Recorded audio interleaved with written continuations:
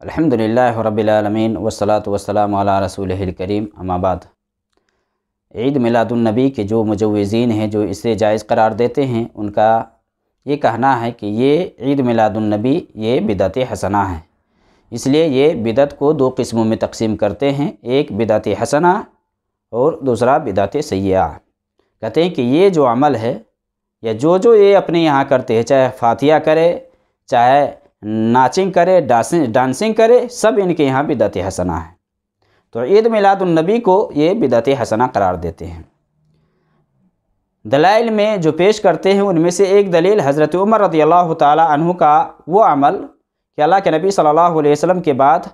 تراویح کی نماز کے لیے لوگوں کو ایک امام کے پیچھے جمع کروائے۔ تو ان کا یہ کہنا ہے کہ چونکہ حضرت عمر رضی اللہ تعالی عنہ نے یہ عمل جاری کروایا، یہ بدعت ہے، لیکن یہ بدعت حسنہ ہے، بدعت سیئہ نہیں ہے۔ حالانکہ ان بدعتیوں کو جو بدعت کو بڑھاوا دیتے ہیں ان کو سمجھنا چاہیے کہ حضرت عمر رضی اللہ تعالی عنہ نے اس عمل کو جو جاری کروایا، کیا وہ اپنی طرف سے لا کر کے جاری کروایا یا اس کی اصل موجود تھی؟ دیکھا جائے تو اللہ کے نبی صلی اللہ علیہ وسلم سے اصل موجود ہے۔ اللہ کے نبی صلی اللہ علیہ وسلم 3 راتیں تراویح کی نماز جماعت سے پڑھوائی تھی نا، یا پڑھائی تھی آپ؟ بعد والی رات آپ اس لیے نہیں نکلے کہ کہیں یہ نماز فرض نہ ہو جائے۔ اللہ کے نبی صلی اللہ علیہ وسلم سے حدیث کے اندر موجود ہے کہ اللہ کے نبی صلی اللہ علیہ وسلم نے فرمایا کہ میں اس لیے نہیں نکلا کہ کہیں یہ نماز تم پر فرض نہ کر دی جائے۔ اب نبی صلی اللہ علیہ وسلم کے جانے کے بعد اب فرضیت کا معاملہ ختم ہو گیا،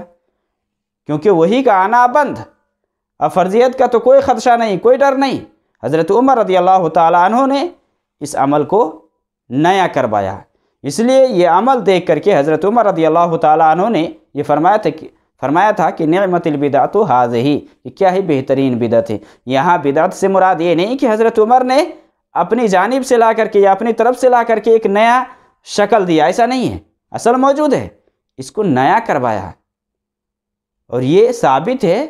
اللہ کے نبی صلی اللہ علیہ وسلم سے، اللہ کے نبی صلی اللہ علیہ وسلم کروا چکے تھے، چاہے کہ 3 رات یا 2 ہی رات کیوں نہ ہو، لیکن اللہ کے نبی صلی اللہ علیہ وسلم جماعت کروائے تھے۔ تو حضرت عمر رضی اللہ تعالی عنہ کی اس قول سے جو یہ استدلال کیا جاتا ہے کہ حضرت عمر نے فرمایا نعمت البدعۃ ھذہ، تو یہاں بدعت وہ بدعت نہیں جو بدعتی لوگ گڑھ لیے ہیں، اور یہ جو کرتے ہیں اس کے بارے میں جو استدلال کرتے ہیں، اس سے یہ بالکل غلط ہے۔ اسی طرح سے جو دلائل پیش کرتے ہیں اپنی بدعت کو ثابت کرنے کے لیے، وہ یہ ہے کہ قرآن پر اعراب لگوایا گیا، قرآن پر اعراب نہیں تھے، قرآن پر بھی اعراب لگوایا گیا۔ اسی طرح سے کہتے ہیں کہ قرآن کو جمع کروانا یہ بھی بدعت ہے۔ عوام کو یہ لوگ غلط سلط پڑھا کر کے عوام کو یہ گمراہ کرتے ہیں، اپنی بات منوانے کے لیے عوام کے سامنے چیخ کر ایسا لگتا ہے کہ مائک کو پھاڑ دے گا، لاؤڈ اسپیکر کو پھاڑ دے گا، ایسے لگتا، ایسے چیختا اور چلاتا ہے، کہتا ہے دیکھو قرآن بھی جمع ہوا۔ اور اسی طرح سے قرآن پر اعراب لگوایا گیا، یہ مسجدوں میں لاؤڈ اسپیکر کیوں لگواتے ہو، اور یہ کیوں کرتے ہو، یہ کیوں، یہ ممبروں میں محراب کیوں یہ سب کرتے ہو، یہ سب بھی تو بدعت ہے۔ حالانکہ ان جاہلوں کو یہ سمجھنا چاہیے کہ ایک اصول اور ایک قاعدہ ہے کہ دینی امور میں کسی مشکل کو دور کرنے کے لیے یا کسی بات کی حفاظت کے لیے جو قاعدہ اختیار کیا جاتا ہے اس کو مصالح مرسلہ کہا جاتا ہے، مصالح مرسلہ کہا جاتا ہے۔ قرآن پر اعراب لگوانا یا قرآن کو جمع کرنا، اسی طرح سے حضرت عثمان رضی اللہ تعالی عنہ نے پہلی اذان جو بازار میں دلوائی، یہ سب مصالح مرسلہ میں سے ہے۔ یہاں مشکل کو حل کرنے کے لیے یہ مسئلہ اختیار کیا گیا جس کو مصالح مرسلہ کہا جاتا ہے، یا کہیں دین کی حفاظت کے لیے کوئی طریقہ اختیار کیا جائے تو اس کو مصالح مرسلہ کہا جاتا ہے۔ مصالح مرسلہ یعنی دینی امور میں کسی مشکل کو جس کے ذریعے سے دور کیا جائے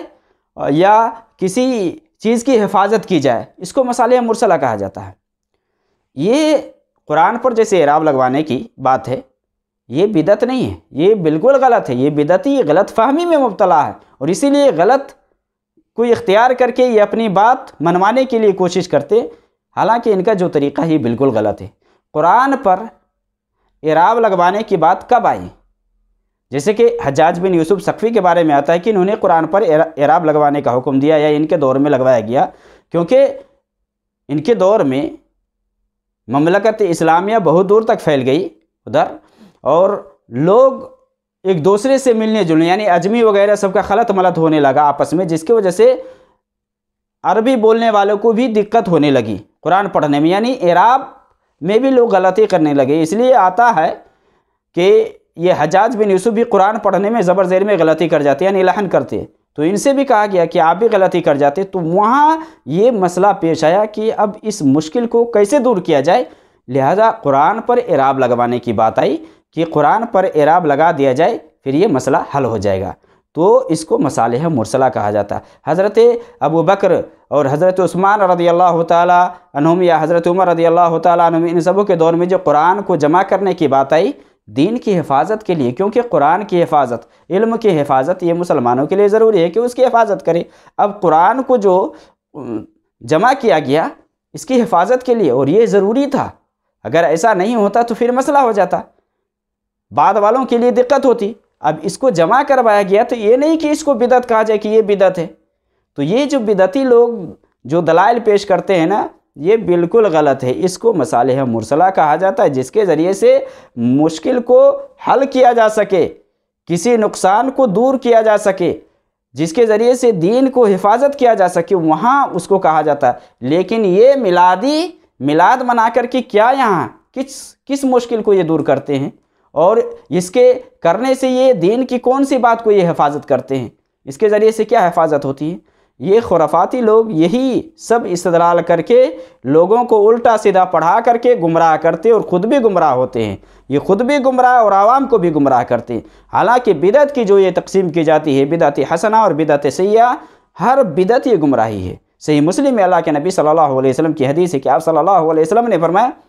کہ سب سے بہتر بات اللہ کی بات ہے، سب سے بہتر راستہ یہ محمد کا راستہ ہے صلی اللہ علیہ وسلم، یعنی آپ نے فرمایا کہ میرا راستہ ہے، اور سب سے بری بات دین میں نیا طریقہ ایجاد کرنا ہے، اور ہر بدعت یہ گمراہی ہے۔ بعض روایت کے اندر آتا ہے کل بدعت ضلالہ و کل ضلالۃ فی النار، ہر بدعت یہ گمراہی ہے اور ہر گمراہی کا ٹھکانہ یہ جہنم ہے۔ اور یہ بات بالکل واضح ہے کہ اللہ کے نبی صلی اللہ علیہ وسلم کی حدیث ہے بخاری مسلم وغیرہ کے اندر کہ حوض کوثر پر یہ بدعتی لوگ جائیں گے تو وہاں دھتکارے جائیں گے، بھگائے جائیں گے۔ اس حدیث کے اندر ہے نا کہ اللہ کے نبی صلی اللہ علیہ وسلم حوض کوثر پلائیں گے، اور جو لوگ پئیں گے دوبارہ پیاسے نہیں ہوں گے، وہ کبھی پیاسے نہیں ہوں گے۔ کچھ ایسے بھی لوگ آئیں گے جن کو نبی صلی اللہ علیہ وسلم پہچان رہے ہوں گے، اور یہ لوگ بھی انہیں پہچان رہے ہوں گے، بیچ میں پردہ حائل کر دیا جائے گا، اور کہا جائے گا کہ آپ کو معلوم نہیں ہے کہ آپ کے آنے کے بعد ان لوگوں نے کیا کیا دین کے معاملے میں۔ تو اللہ کے نبی صلی اللہ علیہ وسلم کہیں گے کہ دور ہو جاؤ، دور ہو جاؤ، یعنی ایسے لوگ دھتکارے جائیں گے، حوض کوثر سے بھگائے جائیں گے، لات مارے جائیں گے۔ اس حدیث کے اندر یہ نہیں آیا کہ یہ بدعت حسنہ کرنے والے بچ جائیں گے اور بدعت سیئہ کرنے والے نہیں بچیں گے۔ تو یہ جو بدعت کی تقسیم کی جاتی ہے نا، یہ بالکل غلط ہے، یہ بے بنیاد ہے۔ لیکن یہ جو لوگ عید میلاد النبی کو اور یہ سب سے ثابت کرنے کی کوشش کرتے ہیں، یہ بالکل غلط ہے، یہ بالکل نیا عمل ہے، دین میں اسلام میں نیا عمل ہے، اور اس کی ہرگز اجازت نہیں ہے اسلام میں کہ کوئی اس شکل سے ایک نیا طریقہ ایجاد کر کے اور یہ کہے کہ یہ بدعت حسنہ ہے اور بدعت حسنہ کی اجازت ہے لہٰذا ہم کر سکتے ہیں، تو یہ بے بنیاد بات ہے، یہ غلط ہے، اس سے بچنا چاہیے۔ نبی صلی اللہ علیہ وسلم کی زندگی ہمارے لیے آئیڈیل اور نمونہ ہے، صحابہ کی زندگی ہمارے لیے آئیڈیل ہے۔ ہم دیکھیں کہ کیا صحابہ نے ایسا عمل کیا ہے، جب دیکھتے ہیں تو پتہ چلتا ہے کہ اس کی کوئی حقیقت ہے ہی نہیں، یہ بعد کی پیداوار ہے، اور بعد میں لوگوں نے پیدا کیا، 7ویں صدی ہجری میں یہ پیدا ہوا، اور اس کے بعد سے یہ بدعتی لوگ اس کو آئے دن ہر سال نئی شکل میں پیش کرتے ہیں۔ پہلے تو ناچنگ ڈانسنگ نہیں کرتے تھے، اب ناچنگ ڈانسنگ سب کرتے ہیں، یہ سب اپنی عورتوں کو بھی اب نکالتے ہیں، یہ کیا نہیں کرتے، یہ ایک پہ آئے دن یہ گمراہی پیدا کرتے یہ میلاد کے نام پہ۔ تو یہ جو عمل ہے یہ بالکل اسلام میں سراسر غلط ہے، اس کی ہرگز اجازت نہیں ہے، کیونکہ یہ بعد کی پیداوار ہے اور لوگوں نے بدعتیوں نے خود سے گڑھ لیا ہے اور بنا کر کے اس پر عمل کرتے ہوئے، اور دلیل کیا دیتے ہیں کہ دیکھو قرآن کو بھی جمع کروایا گیا، یہ بھی بدعت ہے، حدیث کو بھی جمع کروایا، حدیثوں کو بھی جمع کروایا گیا، یہ بھی بدعت ہے، یہ بھی بدعت ہے، یہ بھی بدعت ہے۔ یہ سب الٹا سیدھا پڑھا کر کے عوام کو گمراہ کرتے ہیں۔ اللہ رب العالمین ایسے لوگوں کو ہدایت دے۔